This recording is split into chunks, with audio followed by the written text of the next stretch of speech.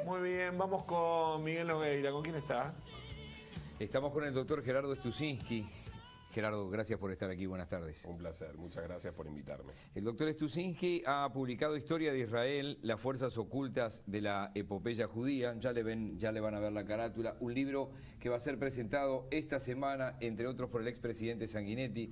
Es un libro que es de una edición española, pero que se ha editado también y publicado en Uruguay y en el resto en Estados Unidos y en el resto de la América Latina. ¿Esto era algo previsto? Bueno, arranquemos por ahí. ¿Cómo es el acuerdo editorial? No el acuerdo económico, digo, ¿cómo es el acuerdo editorial? Porque esto se edita inicialmente en España. Sí, la casa editorial Almuzara distribuye el libro en España, donde radica la casa editorial, en Estados Unidos, en español, no está traducido, en español, porque hay una población de habla hispana que es enorme, y en toda América Latina, México, Colombia, Argentina, Chile, Perú y Uruguay, por suerte, porque el libro, yo soy nacional, pero el libro es importado. Seguro, porque podía editarse o no en el Uruguay.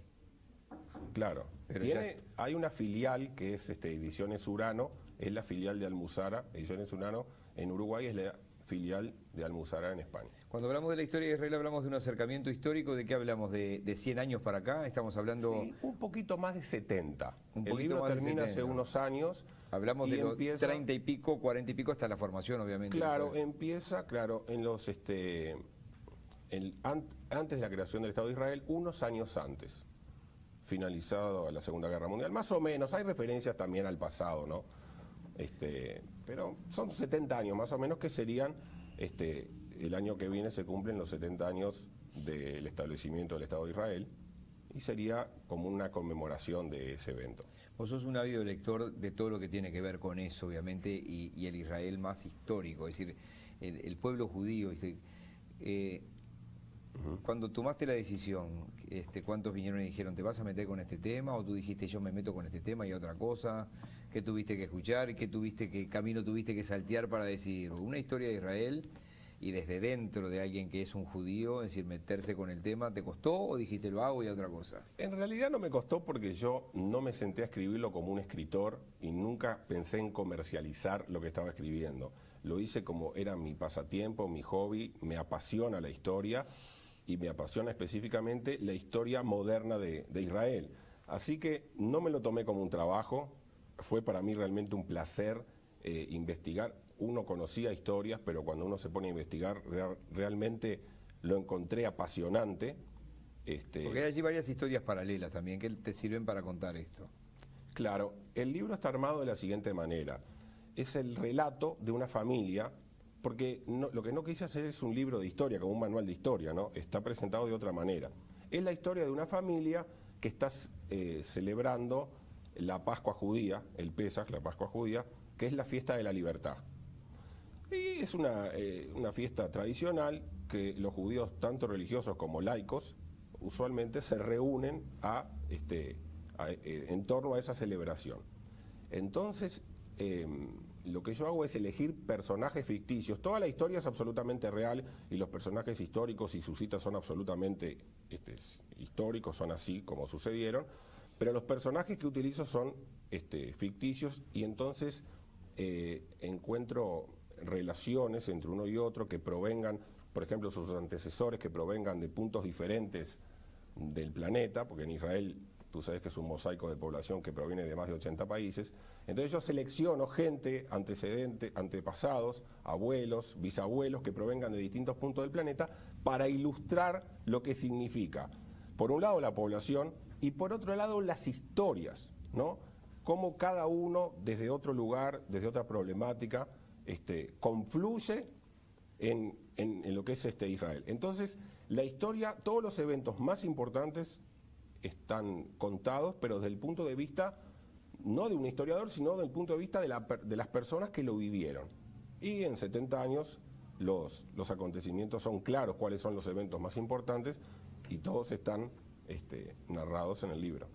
De memoria, yo te diría que de memoria de mi vida como persona, más que como periodista, hay años como el 67, como el 72, los trágicos Juegos Olímpicos del 72, lo que alumbró aquella aquel encuentro de Anwar el-Sadat con Menachem Begin en Camp David en el 78, el asesinato, brutal asesinato de Rabin en el 95, y podría de memoria enumerar algunos. Hubo momentos buenos, hubo momentos muy complicados. ¿Otros que quieras mencionar, por ejemplo? Bueno, intento, eso tendrá que decirlo el lector, explicar de qué se trata, digamos, el conflicto diario, ¿no? A veces no está en la prensa que los israelíes sufren, por ejemplo, el acoso de que son objeto de lanzamiento de misiles, por ejemplo, desde la Franja de Gaza. Y creo que la gente, por ejemplo, en estos momentos, estos días, después de que Trump decidió reconocer a Jerusalén como la capital de Israel, una de las reacciones del Hamas desde la Franja de Gaza fue tirar misiles. Eso no sale en la prensa porque si no hay una víctima, en general a la gente eso es algo cotidiano y la prensa no lo levanta. Pero lo que yo quise hacer es contar cómo se vive una persona normal en su casa cuando las alarmas le indican que está por caer un misil. Entonces, bueno, depende de dónde viva, puede tener 15 segundos, 20 segundos, 25 segundos, de acuerdo a la lejanía, ¿no? A la distancia. Y no sé, creo que en el libro intento explicarlo. A veces uno no se pone a pensar lo que son 15 segundos para correr a un refugio. A veces uno está con un chico, con un niño, con un bebé, con una persona mayor, no se puede tiene movilizar. Dificultades para caminar, obviamente. Entonces, eso es un drama que entiendo yo, por supuesto que es algo subjetivo, que no está, ese drama cotidiano no está reflejado cuando uno lee en la prensa los grandes lineamientos, los grandes conflictos o las declaraciones de los políticos o de los gobernantes. Creo que y lo que yo intenté, el lector me dirá si lo logré o no, es justamente plasmar lo que significa en la vida cotidiana el conflicto. A nivel diplomático y de gobierno hubo como una satisfacción por la declaración de Trump, por lo que habían sido las postergaciones permanentes de los presidentes anteriores, ¿no? En el caso de Obama y en el caso de Bush, de ir postergando este reconocimiento. ¿Hay en el espectro político israelí hay algún choque con esto o están todos alineados detrás de Trump? No, básicamente en el espectro político israelí la oposición y el oficialismo coinciden en que hay un hecho que es incontrastable, que Jerusalén es la capital de Israel. No puedo decir que es incuestionable, porque el mundo lo cuestiona, pero el único país en el globo, en el planeta Tierra, que los demás no le otorgan el derecho a elegir dónde elige su capital, es solamente Israel.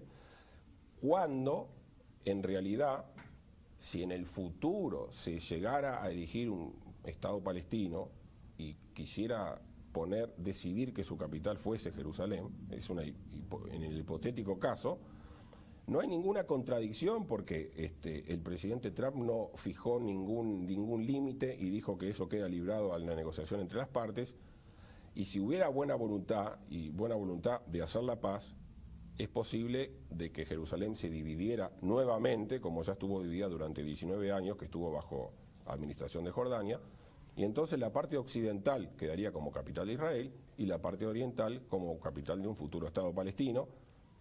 Pero en los hechos, al menos la parte occidental, me decepciona un poco que todo el mundo se oponga, porque en los hechos Jerusalén es la capital de Israel. Ahí funciona el Parlamento, está la casa del primer ministro, la Suprema Corte de Justicia, y todo funciona en la capital. Por más que los cables digan Tel Aviv, los fechen en Tel Aviv no pasó nada, fue en Jerusalén. Bien, el libro va a ser presentado este jueves. Sí, este jueves a las 19:30 horas en el Sheraton. Tuve el gran honor de que lo hayan prologado personalidades como el expresidente Julio María Sanguinetti y el escritor y guionista argentino Marcelo Birmacher, que va a venir especialmente de Buenos Aires para participar en el lanzamiento del libro aquí. Bien, voy a ir a la mesa que hay algunas preguntas también. Con mucho gusto. Tuve la ocasión de estar con él en un evento en Punta del Este hace casi un año, en enero del año pasado. Ese guionista, como bien decía Gerardo, entre otras películas, El Abrazo Partido, ¿no? Si no me equivoco. Sí. Y su hermano fue una de las víctimas de este nuevo estilo de ataques con cuchillos en Jerusalén hace un par de años, 2 o 3 años.